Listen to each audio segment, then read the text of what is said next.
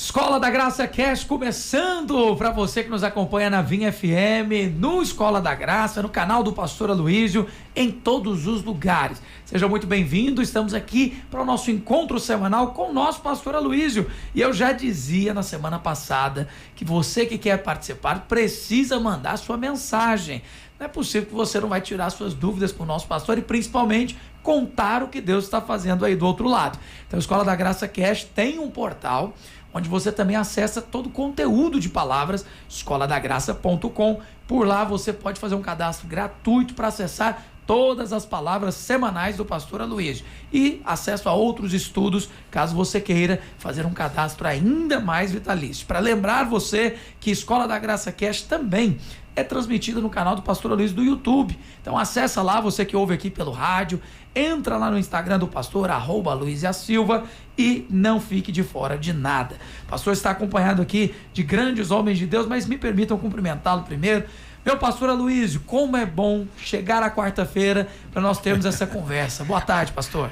Boa tarde, querido pastor Guilherme. Para mim também é uma alegria, eu diria até uma diversão estar aqui compartilhando de algo tão maravilhoso que é o amor de Deus, o favor imerecido. Não tem nada mais sensacional do que isso. Então é um grande privilégio, alegria e eu diria agora também diversão. Que é isso? Esse é o segredo do seu ministério, pastor Aloísio? Diversão? Eu acho que esse é um dos segredos, né? Tem uma palavra que eu preguei há uns anos atrás, que eu dei o nome de as crianças do reino. E lá eu falo sobre que nós somos crianças do reino. E uma das características é que nós vivemos, mas divertimos. Aleluia. Porque você sabe, criança, não importa onde ela esteja, como esteja, ela dá um jeito de divertir-se. Se você pegar um grupo de crianças e colocar numa sala fechada com móveis ali, cadeiras, depois de algum tempo elas vão inventar toda uma história, um enredo, vão movimentar aqueles móveis, vão criar situações porque elas vão se divertir. E um problema às vezes de muitos pastores é que o ministério dele não tem esse lado. Então eu me divirto enquanto prego, eu me divirto aconselhando, eu me divirto respondendo perguntas, há diversão disponível o tempo inteiro. Aleluia. E nós nos divertimos aqui quarta-feira com o senhor, pastor. Deixa eu cumprimentar os nossos pastores, pastor Marco Aurélio, que é pastor lá na Videira Aparecida, a videira com o mais novo prédio da cidade. Boa tarde, pastor. Graça e paz, pastor Guilherme, que alegria poder participar desse programa tão abençoado, esse podcast abençoado, juntamente com o pastor Aloísio e junto aqui com os irmãos poder aprender mais sobre o amor de Deus, sobre a graça do Senhor. E nós estamos ali, em Aparecida de Goiânia, novo prédio. Os irmãos sim estão motivados e a obra tem avançado ali em Aparecida. Glória a Deus. Vamos também aqui com o pastor Arlão Oliveira. Pastor Arlan, que é profeta e também pastor lá da Videira Recanto do Bosque. Boa tarde, pastor. Boa tarde, ouvintes. É um prazer estar aqui. Vamos nos divertir nessa tarde. Tenho certeza, né, que Deus vai falar, vai acrescentar vida, revelação para você hoje. Fique conosco e convide também. Manda aí, né, um convite aí no WhatsApp para os seus amigos para participar, para ouvir conosco aqui esse programa. Com muita certeza. Lembrando que você pode mandar, então, mensagens para participar do programa. O pastor Arlan falou para você convidar e você pode sim anotar esse WhatsApp, que é o WhatsApp da Vinha FM, que é o 9999-72005. Salva nos seus contatos para você sempre enviar mensagens aqui para nossa rádio e para participar com o nosso pastor também. Tem uma pessoa que já mandou a participação dela e eu aproveito então para iniciar aqui lendo essa mensagem. Ela diz o seguinte: olá, pastor Aloísio, estou enviando essa mensagem porque sou novo membro da Igreja Videira. Ainda tenho muitas dúvidas sobre viver na graça. Por isso a minha pergunta é: como a gente percebe a graça em situações desafiadoras? Quando eu peco, meu pecado não conta diante de Deus? E aí ele ainda colocou aqui uma situação: eu tenho muita raiva. O pecado dele é a ira. Eita. Revoltas em certas situações. Como posso exercitar graça para melhorar isso? Então, primeira coisa que você precisa de ter convicção, e não é uma questão de sentir, é uma questão de crer, é que você é totalmente perdoado. O perdão da cruz foi perfeito e completo. Seus pecados passados, presentes e futuros foram pagos. Foram pagos. Ah, pastor, mas como que pode ser o pecado que eu nem cometi ainda? É porque todos os nossos pecados eram futuros na cruz de Cristo. Todos eles. Então, Cristo pagou por todos. E o pagamento é o sangue. O sangue. Lembra disso? No nosso relacionamento natural, né? Quando alguém nos ofende, qual que é a moeda? A moeda é a contrição, é pedir desculpa, pedir perdão. Aí quando eu ofendo alguém, eu chego para ele muito contristado, né, quebrantado, peço perdão encarecidamente. Aí ele então fala: eu vou perdoar porque você mostrou realmente arrependimento. O problema é que nós pegamos isso e trazemos para o nosso relacionamento com Deus. Não que seja errado ficar contristado e pedir perdão, não é isso. Só que a moeda não é essa diante de Deus. O Senhor não vai perdoar o seu pecado porque você está contristado, muito triste, chateado pelo que fez. Não, Ele perdoa você porque já foi pago. O sangue é o pagamento. Então a obra de Cristo já foi feita. Já foi feita. Infelizmente, muitos não vivem debaixo dessa consciência de perdão, né?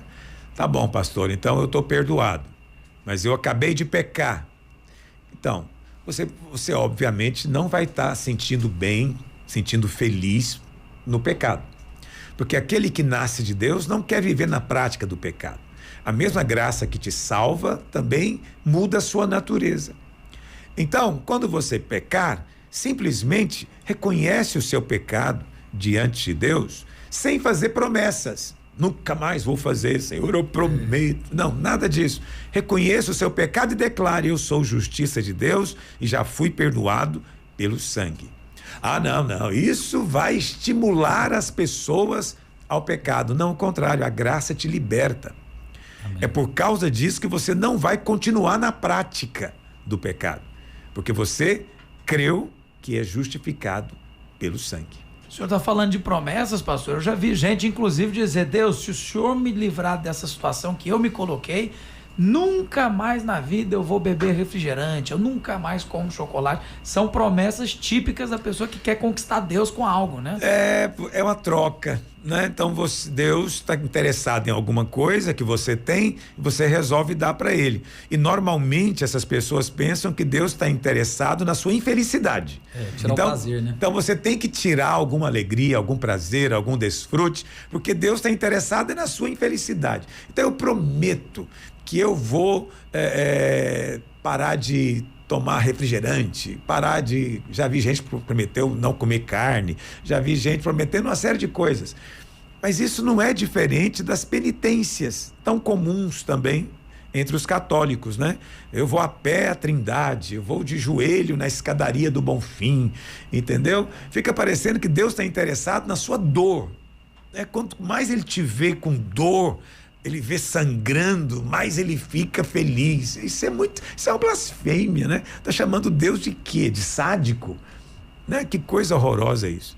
Então você não precisa fazer troca com Deus, tá bom? Não tem que prometer coisa alguma, pede de graça, tá certo?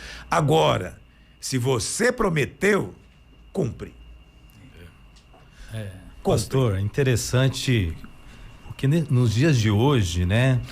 A gente percebe que muitos cristãos assim não vê o poder do sangue de Jesus, o sangue que nos purifica, né, de todos os nossos pecados. E aí eu quero levar o senhor também para a ceia, né? Às vezes as pessoas não têm essa consciência da ceia, que o pão aponta, né, para a nossa cura, o sangue para o perdão. Então as pessoas andam assim ansiosas, com medo de Deus.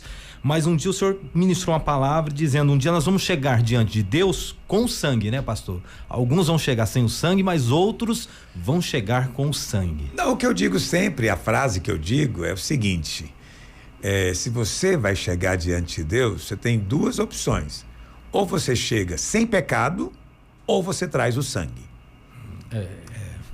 Como você não consegue chegar sem pecado, você só tem uma alternativa: Mas essa é a verdade da palavra de Deus. Sem derramamento de sangue não há remissão de pecado. Por isso que Deus precisou se fazer homem, se fazer gente em Cristo Jesus. Por quê? Para derramar o sangue. Porque esse era o pagamento. Deus mesmo estabeleceu o pagamento e ele mesmo veio para pagar, né? Então, o sangue é que purifica.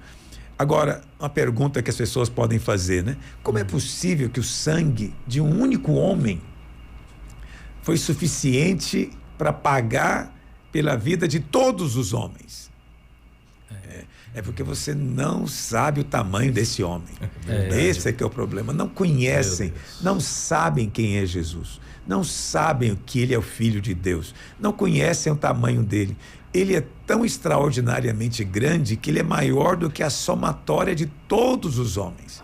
Uau. A somatória da vida de todos não é igual a dele é maior. Não é? Ele é maior do que o nosso pecado. Por quê? A Bíblia fala que depois de sofrer toda a ira de Deus ali na cruz, Jesus continuou vivo, né? E ele, percebendo agora que tudo estava pronto, ele então entrega o seu espírito. Mas veja, ele é maior do que o pagamento. Sim. Ele é maior. Então, você pode ter certeza que todos os seus pecados, os pecados, na verdade, do mundo inteiro, da humanidade, foram cravados na cruz. Isso, porém, não significa que todos estão automaticamente perdoados, né?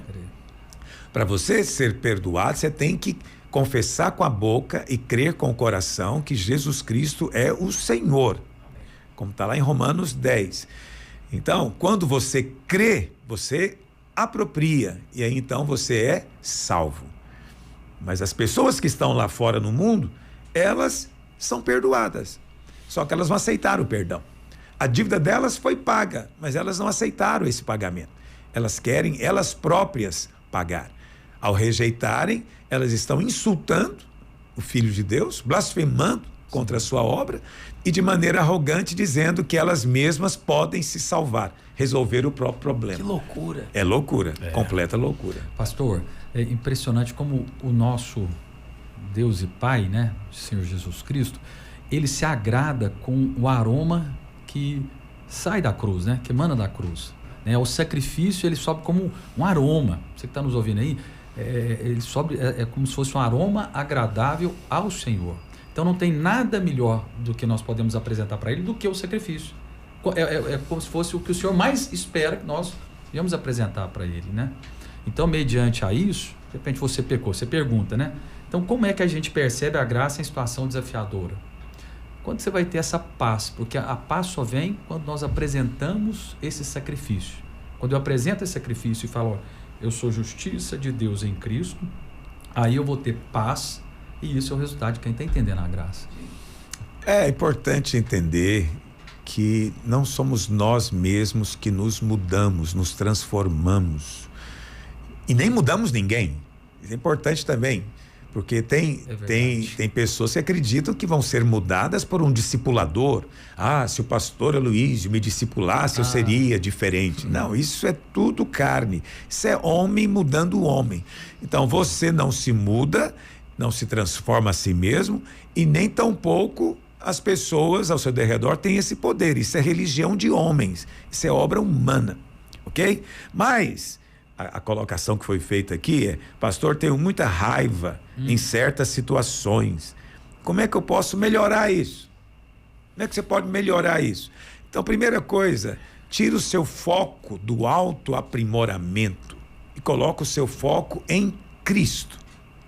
De acordo com o ensino do Evangelho, nós somos transformados quando nós conhecemos a Cristo, quando nós contemplamos a Cristo. Está em 2 Coríntios 3, verso 18. Somos transformados de glória em glória quando o contemplamos. Então, para de olhar para si, para com essa busca incessante de autoaprimoramento, com o intuito de ser agradável e de ser aceito por Deus. Agora, é claro, você sabe que algo está errado, você não vai fazer, mas coloque a sua atenção em Cristo, renove a sua mente com a palavra. Então, nós somos transformados, mas não como resultado do nosso esforço.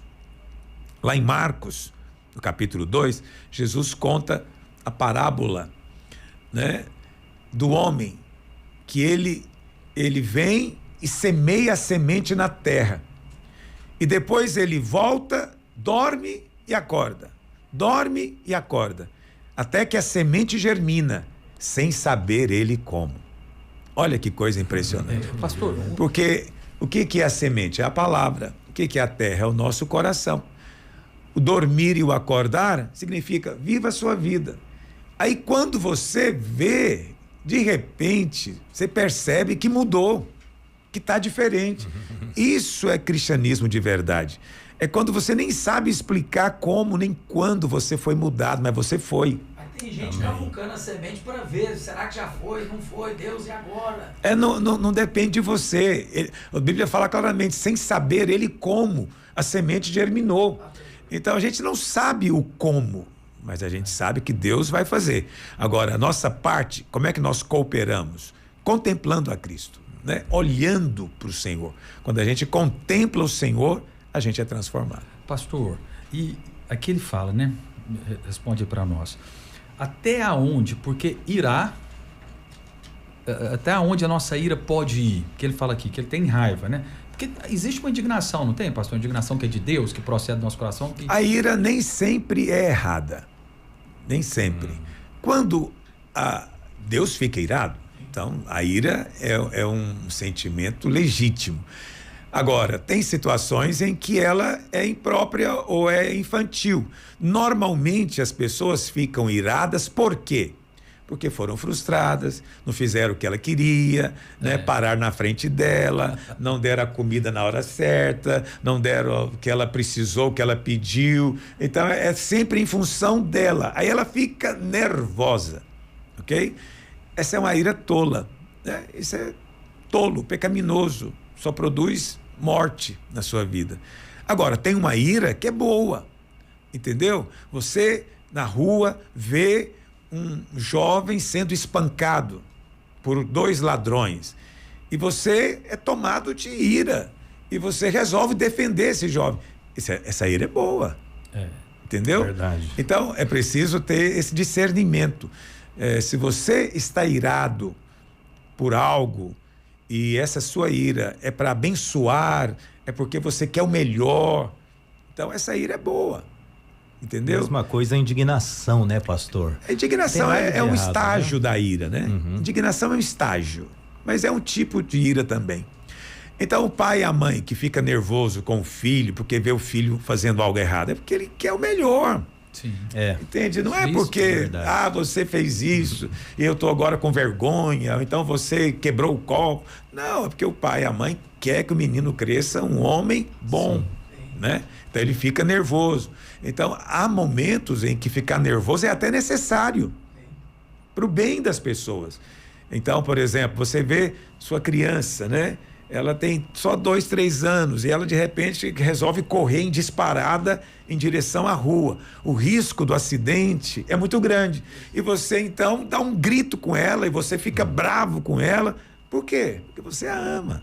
Então, o amor também, às vezes, faz a gente ficar irado. Aquela criança, o adolescente, pastor, não quer que os pais entrem no quarto. Eu quero privacidade, não invada o meu espaço.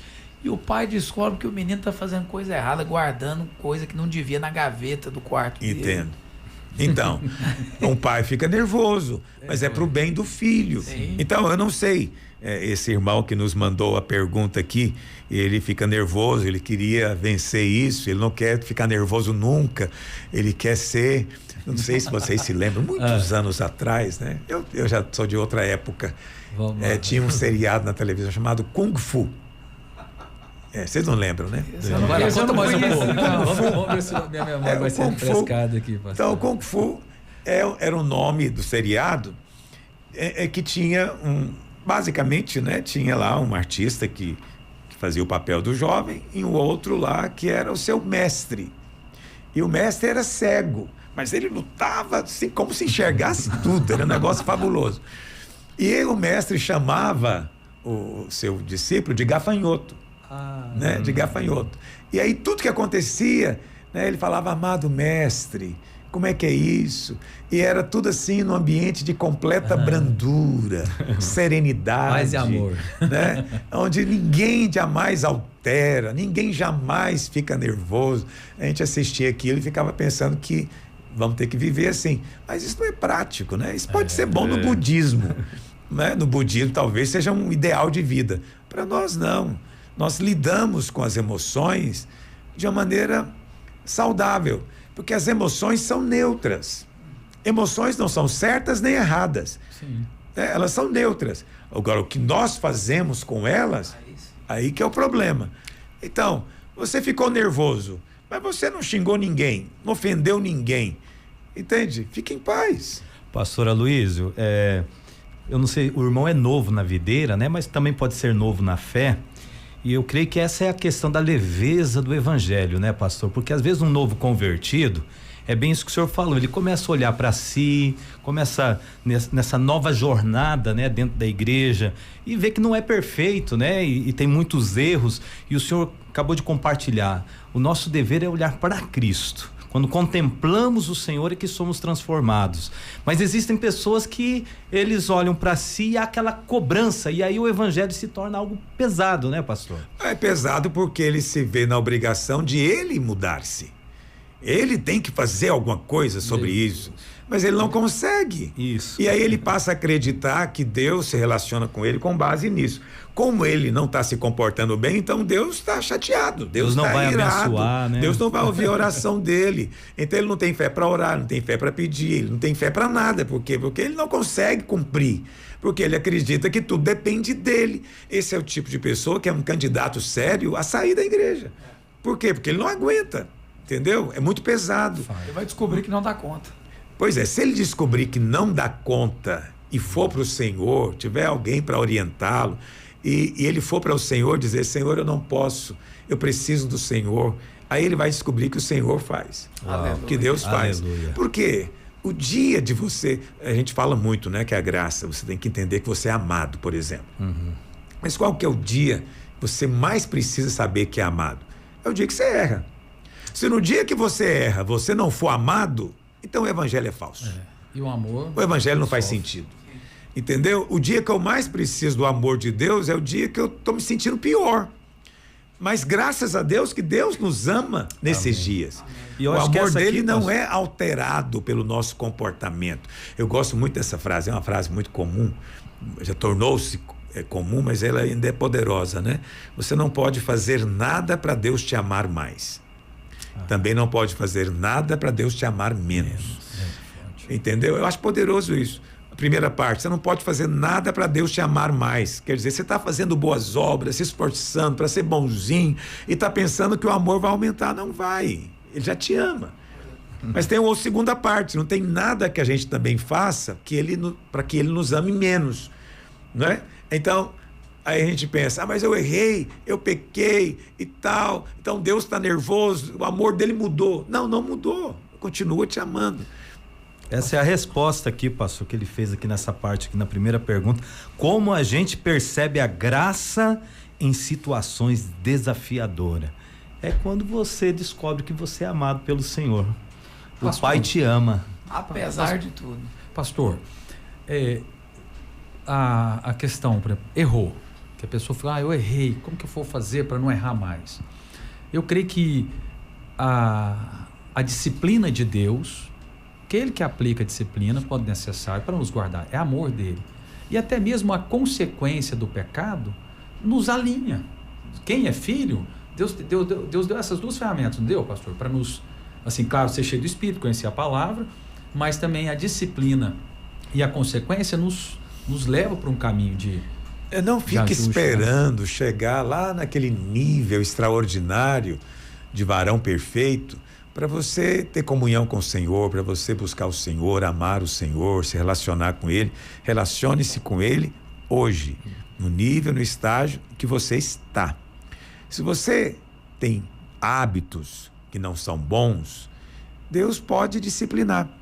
Como que Deus disciplina? Não vai mandar uma praga, sim, não vai mandar uma doença, né? Deus vai primeiro te instruir, falar no seu coração, né? Se isso não funcionar, Então Deus ainda vai permitir que você sinta aquela tristeza, aquela angústia do pecado.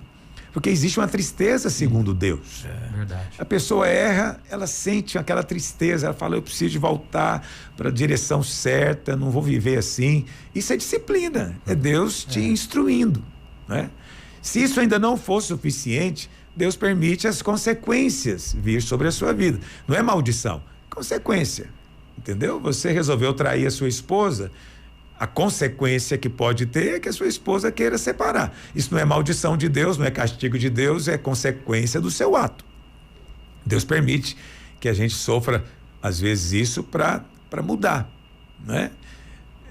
E outras vezes, Deus também, na sua graça, Ele muda a maneira como Ele nos trata.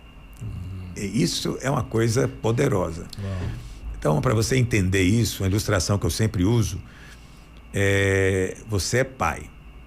Você falou para o seu filho, não brinca de bola na rua, né?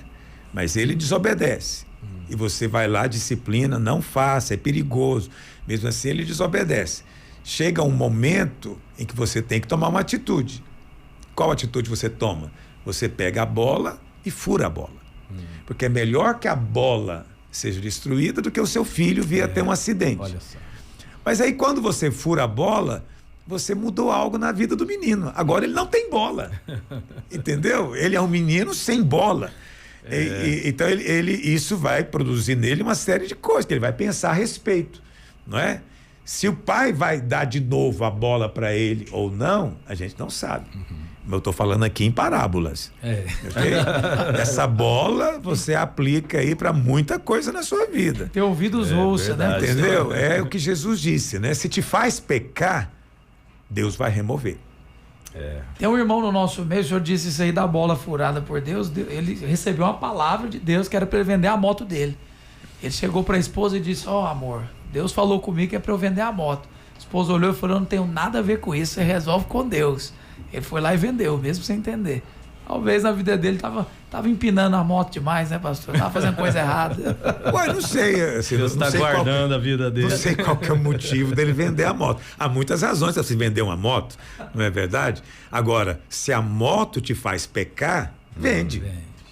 Não é? É verdade. Se certo emprego te faz pecar, muda de emprego. Agora, o que é horrível é que tem irmão que não pode ter dinheiro. O dinheiro é a bola na vida dele. Toda vez que ele ganha dinheiro, ele pisa na bola. Ele erra. Aí chega uma hora que Deus fala, você não pode ter dinheiro, não vou dar dinheiro para você. Pro bem dele. Pro seu bem eu não vou te dar dinheiro. Aí ele fica sem dinheiro pro bem dele. Mas na opinião dele não tem bem nenhum, né? Mas é como aquela criança com a bola furada. Na opinião dela não tem graça nenhuma nisso. Mas tem muita graça. É verdade. Que amadurece e percebe, né, pastor? Glória a Deus. Vamos então para o segundo bloco aqui, Aplique Graça no Escola da Graça Cash. Tem um áudio de um ouvinte aqui que ele está perguntando para o pastor um equilíbrio aí, como dizer não sem ser egoísta e individualista. Roda o áudio para gente.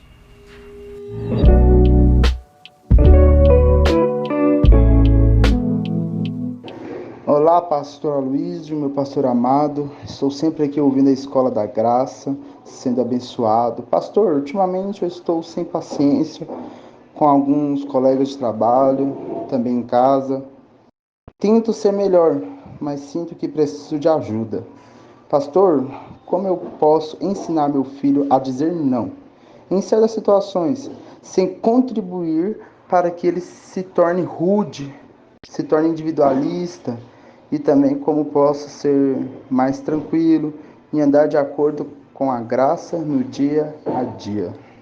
Então, as pessoas sempre querem, assim, regras, né? Que a gente dê uma fórmula. Mas o cristianismo é relacionamento. Relacionamento. Cristianismo não é seguir um código de conduta que te foi dado. Eu converti na igreja, mudei de religião e já me deram um livrinho aqui, né? Tudo que eu posso e não posso fazer. O Zé da carroça, né? Isso não é cristianismo. Preste atenção. Cristianismo é um relacionamento com a pessoa de Cristo. Então, Aleluia. Cristo não veio te ensinar um caminho, Ele é o caminho. Ele não veio simplesmente te dar uma vida, Ele é a vida. Ele não veio simplesmente te dar uma herança, Ele é a herança. Ele é a salvação, Ele é a sabedoria, Ele é a justificação. Quer dizer, Ele é que é tudo. Então, o que eu tenho que aprender é me relacionar com Ele. E aí, essas situações todas do dia a dia, elas começam a, como é que eu vou dizer, resolver de uma maneira espontânea. Amém. Porque assim, se você tiver que ficar pensando o tempo inteiro em alguma fórmula para como ensinar o seu filho algo, dá muito trabalho. A gente não consegue lembrar, não é verdade? Sim. Então, a pergunta, né? Como ensinar o meu filho a dizer não? Dizer não é uma coisa importantíssima na vida. Sim. Não é? Colocar limites, né, pastor? É, mas você deve começar ensinando o seu filho a dizer não para aquelas coisas erradas, pecaminosas, não é? Então, olha, se algum coleguinha vir te fazer uma proposta assim, ou te oferecer algo assim, diga não, né? Você não vai porque você é filho de Deus, você é diferente. Então, o não tem que vir primeiro para as coisas ruins da vida, para as coisas realmente negativas, para as coisas realmente pecaminosas. Aí temos que ensinar o nosso filho a dizer não, não para aqueles colegas, aqueles amigos que queiram influenciá-lo. Uma vez que ele aprende isso, aí, em algum momento, mais adiante, ele vai aprender a dizer não para respeitar o próprio espaço dele. Aí já é outro nível, entendeu? Você poderia me fazer isso? Não, agora eu não posso. Agora eu estou estudando, entendeu? Então, ele vai fazer agora, vai colocar limites, pensando agora na individualidade dele. Mas isso é um segundo estágio. E esse estágio não vai acontecer com ele pequeno. Isso aí ele vai ter que já ter alguma maturidade para você poder explicar para ele, ok? Mas aí o seu medo, e se ele se tornar rude, né? Então, dependendo do não que você fala, o não tem que ser rude, depende, tudo depende. É não para quê? Entendeu? Ah, você não quer provar aqui esse cigarro? Então, o não tem que ser um não firme, rude até, na opinião de alguém. Não é verdade? Então, é preciso entender isso. Agora, alguém te pede ajuda, né? Alguém está te pedindo ajuda, está te clamando por ajuda. Se tiver ao seu alcance, você deve fazer, né? Dizer não aí, em qualquer tom, é ruim. Não é verdade? Porque nós estamos aqui para servir. Mas também isso não se ensina para uma criança de 2, 3 anos. É porque também algumas culturas como a do Brasil, pastor, nós aprendemos também que a gente precisa agradar o máximo de pessoas possíveis. E nos esquecemos de cumprir o propósito de Deus. É terrível. Não saber dizer não é uma das pragas da nossa cultura. Você vê como as coisas são complicadas, pastor Guilherme. Vamos supor que eu chego para você e peço seu carro emprestado. Aí você fala, puxa vida, não podia emprestar o carro para ele. Vamos trocar os personagens. Eu não podia. Aí, o que você vai fazer? Fala, pastor, olha, é o seguinte, eu não posso, mas assim, vamos tentar. Aí você começa com as confusões. Vamos tentar ver aqui se a gente arruma um outro carro, como é que a gente faz? Aí não consegue. Não, então faz o seguinte, vamos conversar com o pastor Marco Aurélio, talvez ele consiga nos ajudar, o carro dele, aí você vai também, mas aí não dá certo, e de maneira que, no fim, às vezes você até diz para mim que não pode, mas aí eu te perdoo. Por quê? Você tentou. Não, Guilherme tentou me ajudar. Fez o seu melhor. Ele tentou me ajudar porque não tinha jeito mesmo. Mas, se eu chego para você e digo, Guilherme, pode emprestar o seu carro? E você simplesmente diz, não posso emprestar, pastor.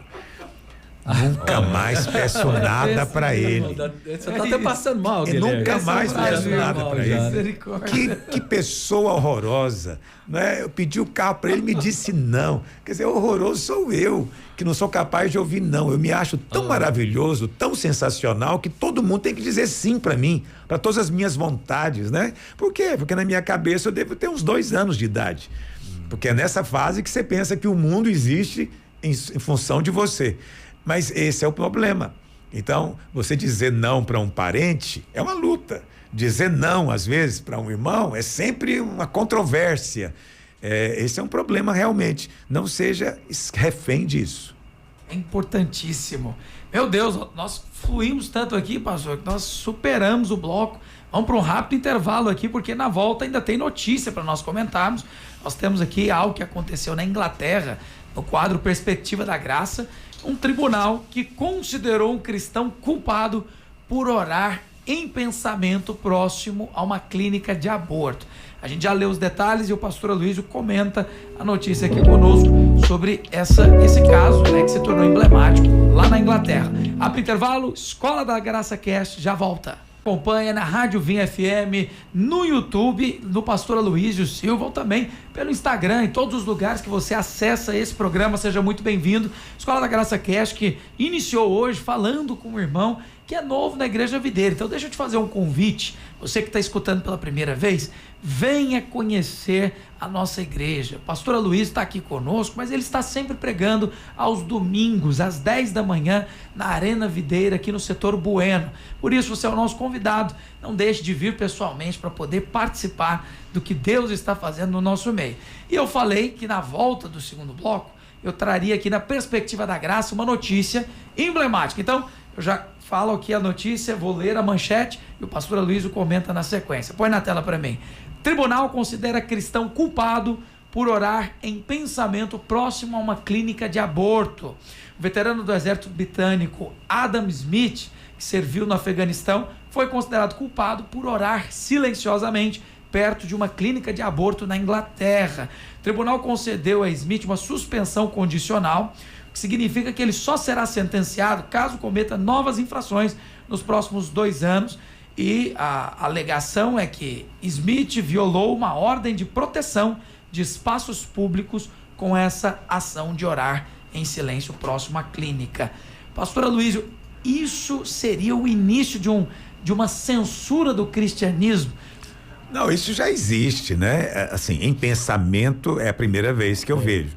Mas nos Estados Unidos, pessoas já foram condenadas por orar, né? O juiz considerou a oração como sendo uma agressão, algo audível, todo mundo estava ouvindo. Então, o juiz considerou isso como uma agressão, a pessoa foi condenada, porque ela estava ali na frente da clínica de aborto e tal, essa coisa toda. Ela estava orando. Mas você sabe, a gente pode, em oração, dirigir a oração de uma maneira bem ofensiva. Tem várias formas, né, pastor? Tem gente que consegue ser fofoqueiro em oração. Essa é nova, conta aí, pastor. Ele consegue ser fofoqueiro pedindo oração.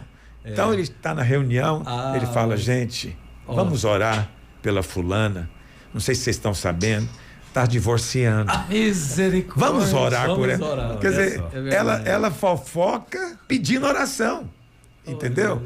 Então, assim, a oração pode ser usada para agressões mútuas, né? É verdade. Então, é como Jesus conta na parábola do pecador e o fariseu, que o fariseu ora como? Senhor, te dou graça porque eu não sou como esse cidadão aqui do lado. Olha, agora imagina. Olha a oração. Imagina. E o cidadão então, olha assim. Agora imagina isso num ambiente aí pentecostal, né? Eis que te digo, eis que te digo. Então, oração não é porque é oração que você não possa usá-la para outros fins, né? Então, isso quando é audível. Agora, em pensamento, isso realmente, ele não foi julgado realmente pelo pensamento. Ele deve ter sido julgado pela postura, porque ele estava lá na frente da clínica, não sei, talvez estava com as mãozinhas juntas assim, ou de joelho, eu não sei como é que ele estava. Né? Se ele estava de joelho na frente da clínica, né, ele já é considerado uma coisa agressiva, né, por essas pessoas. Talvez ele foi questionado, né? O que o senhor está fazendo aqui? Não, estou orando em pensamento aqui já. Estou orando. Nem precisa ser, estou orando, né? Agora, essa é uma questão realmente. É uma questão realmente séria. Eu me lembro também de ter lido sobre alguém que processou o outro porque fez uma oração para ele morrer. Meu Deus. Para Deus levar. E ele foi para o tribunal, porque a pessoa estava pedindo a morte dele para Deus. Então, e o juiz considerou que o cara era uma ameaça. Olha né? só. Se você consegue pedir para Deus matar, para você mesmo fazer isso, não custa nada. Assumir o lugar de Deus. Então, eu não sei como esse cidadão estava se posicionando lá, mas é óbvio que esse tribunal extrapolou muito, né, a liberdade daquele cidadão. A gente vê que não há realmente mais liberdade nesses países desenvolvidos. Então, na Inglaterra, um berço de democracia, né, um país maravilhoso, mas você não tem a liberdade mais, né? Você agora está sendo julgado pela sua postura e aí presumindo o seu pensamento, né? E isso é muito ruim. As pessoas devem ser julgadas pelas suas palavras e pelas suas ações. Um juiz deveria julgar palavras e ações, não emoções. Porque você já percebeu, as pessoas elas falam, sua opinião está me ofendendo. Então eu não posso dar opinião, porque ela está sentindo algo. Não é uma questão de sentimento, é uma questão só de palavras. Julgue as palavras. Não, essas palavras são condenáveis porque alguém se sentiu agredido com elas. Então agora eu não posso falar porque ele sentiu algo. Então vivemos na geração do sentir. Esse é um problema. Por isso que juízes acabam extrapolando. Pastor, mas é interessante que essas questões sempre acaba tratando do cristianismo, né? Porque se você for julgar, né, todos aqueles que estão pensando em alguma coisa, os muçulmanos, outras religiões, aí fica uma coisa assim insuportável, né, pastor? Mas a grande questão, a perseguição é com o cristianismo. Com certeza. A perseguição é contra Cristo, né? O mundo é inimigo de Cristo. Porque você vê, realmente, tem os cristãos que ficam protestando aí na Europa, nos Estados Unidos, de frente de clínicas de aborto, porque o aborto é legalizado. Mas tem o inverso também. Tem pessoas que vão para as igrejas fazer protesto. Sim, verdade. Recentemente, lá na igreja Lakewood, do pastor Joel Osteen, feministas tiraram a roupa no culto, não é? Mas ninguém vê isso como uma agressão, ninguém fala, está ofendendo os crentes. Liberdade, né, pastor? Está no direito dele, defendendo ele foi um protesto, entendeu? Eu não sei, provavelmente nem processo teve, eu não sei. Mas você percebe que a repercussão é mais a favor deles. Sim. Verdade. Então, pastor, e nós só sabemos disso que aconteceu lá porque os próprios cristãos divulgam, mas não tem nenhuma manchete oficial que dá valor e peso a esse tipo de agressão.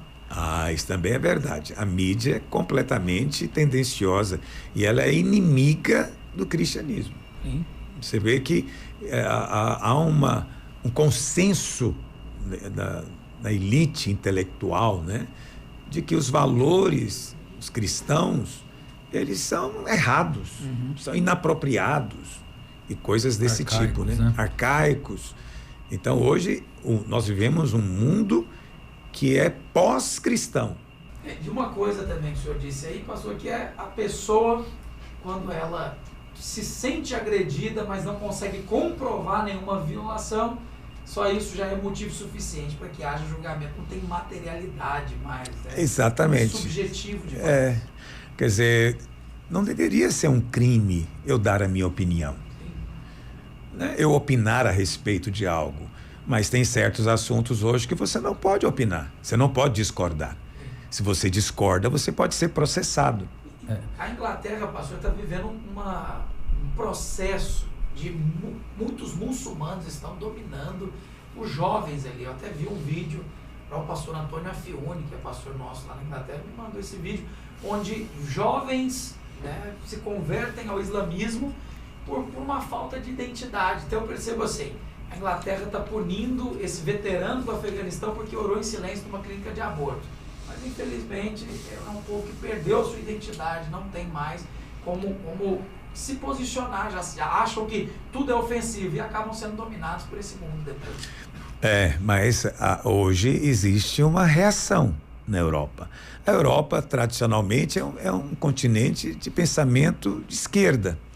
Mas nas últimas eleições, a direita tem vencido.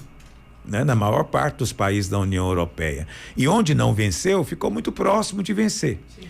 Então, a elite governante vai ter que prestar atenção. O povo está dizendo algo, né? Tem algo que não está bom, que eles não estão gostando. Sim. E, com certeza, esse aspecto, né, da imigração ilegal e da perda da cultura, né, tem sido um fator muito forte. Então, muitos desses muçulmanos, eles vão para a Europa, mas eles não querem se encaixar na cultura. Não, eles vão lá para ter a cultura separada deles. Muitos não querem aprender a língua, né? Então você tem outra cultura. E aí os moradores veem aquilo como uma agressão. Quer dizer, tudo bem, eles querem mudar para cá, mas se eles querem mudar para cá, deveriam assumir os mesmos valores que nós temos. Mas não é esse pensamento. Não é essa a missão deles, né, pastor? É algo que eu estava meditando aqui. Igual o senhor falou, há um pensamento que é anticristão. É a preparação para o anticristo. Porque vai condicionando a mente através da mídia, através de, né, a própria justiça de alguns países. Então há um pensamento anticristão que prepara a vinda do anticristo, né? Não tenha dúvida. Jesus disse, né? Quando vier o Filho do Homem, porventura achará fé na terra. Então, o que ele quis dizer com isso? Não é fé no Buda vai continuar aí, fé no hinduísmo, fé no islamismo, é fé nele. Quando ele está dizendo, quando eu voltar, eu vou encontrar alguém que acredita em mim? Ele fez a pergunta, mas a gente já sabe a resposta. Nós já temos isso, né?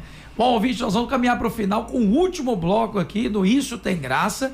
E tem um relato, é uma irmã curiosa, pastor, tá nem na pau do senhor aí, mas eu vou ler exatamente o relato que ela pergunta de uma história que ela ouviu o pastor compartilhar em uma palavra. Vamos ver se o pastor Luiz se lembra dessa história, já que o pastor já está há mais de 37 anos pregando. Será que o pastor Luiz vai se lembrar dessa história? Solta a vinheta.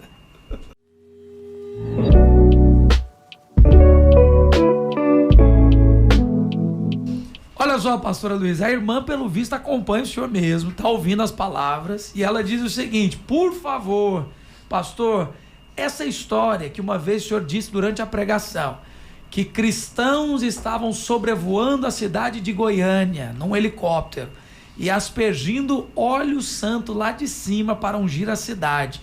Confesso que achei muito engraçado e gostaria de perguntar, aconteceu mesmo, pastor? Aconteceu mesmo. Aconteceu mesmo. Eu quero dizer que eu não participei disso. Eu não estava lá nesse helicóptero. Aconteceu e não foi só em Goiânia. Meu Deus. Isso foi um período que foi um movimento e aconteceu em muitos lugares do mundo afora, né? E claro, nós não ficamos aqui de fora. Mas baseado numa visão muito, como é que eu vou dizer, natural da palavra de Deus. A Bíblia realmente fala que nós fazemos guerra nos lugares celestiais. Mas os lugares celestiais não é o espaço aéreo da cidade. Sim. Entendeu? Onde os aviões voam. Não, os lugares celestiais é o lugar onde os demônios existem e atuam. Então nós atuamos lá porque nós também somos um ser espiritual e nós temos essa percepção no espírito. Então nós entramos em contato, de fato, com esses lugares celestiais, com essas criaturas, tanto angelicais quanto demoníacas. Então existe uma guerra. Mas aí esses irmãos encaram a coisa de maneira literal. É literal. Então os lugares celestiais é o céu. Então já que é o céu, eles pegaram um helicóptero e eles despejaram baldes de óleo, o que é contra a lei, isso é proibido. Mas imagina, você tá andando na rua, de repente você fala, meu Deus, o que aconteceu? Que jogaram em mim? Quer dizer, eu não sei, é um negócio assim, angustiante, mas isso de fato aconteceu e foi mais de uma vez. Meu Deus. Tem esse costume também, né, pastor? A tradição do óleo, eu acho que é importante colocar, pega o óleo ungido e unge a casa, passa nos umbrais. Sim, isso já tem pelo menos algum respaldo bíblico, né? Ainda que não tanto no Novo Testamento, mas o próprio Senhor Jesus ungiu com óleo. Tiago fala para ungir o enfermo com óleo. Então, pelo menos nisso tem uma instrução bíblica, mas você achar que porque subiu no helicóptero você agora pode fazer batalha espiritual é realmente uma mentalidade muito, muito infantil. Mas é o mesmo princípio que leva alguns a orarem no monte. Por que eles vão para o monte? Está mais perto de Deus. Entendeu? Então Deus está em cima, quanto mais alto eu subir, mais perto eu fico. Mas essa também é uma visão tão religiosa, meu Deus do céu. O que nos aproxima do Senhor não é a geografia, a topografia. O que nos aproxima é o sangue. O sangue de Jesus. Glória a Deus. Não é? Mas, infelizmente, alguns têm essa visão natural e acaba criando todo esse folclore. Né? As pessoas veem e pensam, esses crentes são tudo doidos, eles são tudo loucos. E a gente fica mal na foto. Realmente acontece. Eu me lembro de uma vez, terminando o culto, o pessoal demora, né? Crente gosta de conversar depois da reunião, isso é uma benção. E aí o irmão falou assim, irmãos, vamos embora, vamos apagar a luz, vamos deixar Deus dormir, né? Vocês estão na casa dele aqui até essas horas da noite. Vamos sair da casa de Deus e vamos embora. Essa visão templista também é muito comum, né? E essas crenças todas acabam nos afetando. Afetam o tipo de cristianismo que você vive. Então, se nós cremos corretamente, vamos viver corretamente. Mas quando a crença é errada, vai produzir algum desvio. Aleluia. Bom do pastor Luiz é que com 37 anos de ministério, dá para ter história demais. Meu Deus. Quantos relatos, hein, pastor? O senhor podia fazer um livro assim, pastor? Não, Guilherme. Ou não? Mas eu dos tantos que o senhor não pode nem falar. Tem muita história, tem muita história. A gente vai compartilhar muito aqui na Escola da Graça. Vamos demais. Deixa eu agradecer o carinho da participação de cada um dos ouvintes. Que bom que vocês estão ouvindo as palavras do pastor. Só para dizer que se você entrar no escoladagraça.com, você tem acesso semanalmente a essas palavras, ok? Faz um cadastro lá no site, você pode acessar tudo. Eu vou agradecer aqui os pastores que nos acompanharam nessa edição. Pastor Marco Aurélio, muito obrigado, pastor. Um forte abraço. Obrigado, pastor Guilherme. Obrigado, pastor Aloísio. Pelo privilégio de estar aqui e participar desse programa tão abençoado. Podcast da Graça. Aleluia. Pastor Arnão Oliveira, um forte abraço e até o próximo programa, pastor. Amém. Forte abraço a todos que estão nos ouvindo e quero fazer um convite para você que mora aí na região noroeste. Nós temos uma videira aí na Avenida Mangalô, no Alto Mangalô, próximo ali ao terminal, e nós temos culto às 18 horas todo domingo. Se você não frequenta alguma igreja, você é meu convidado para estarmos juntos ali, crescendo em revelação desse Cristo. E é um prazer aqui, pastor, estar com o senhor, com os demais aqui na mesa. Aleluia. O lugar mais abençoado da Avenida Mangalô.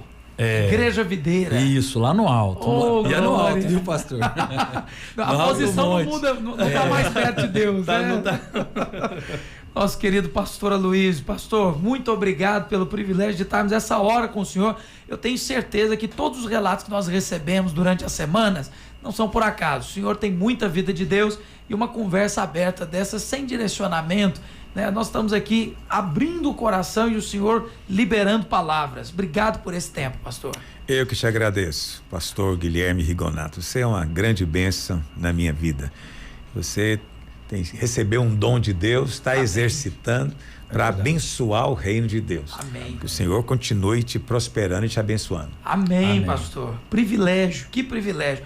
Ouvinte, já imaginou, da minha idade, poder estar no meio de grandes homens de Deus como esses aqui? Pelo amor de Deus, é muito privilégio. Obrigado a você que nos acompanhou. Semana que vem já sabe, quarta-feira é o nosso encontro semanal com o nosso pastor Aloísio Silva. Eu te espero. Até lá. Tchau.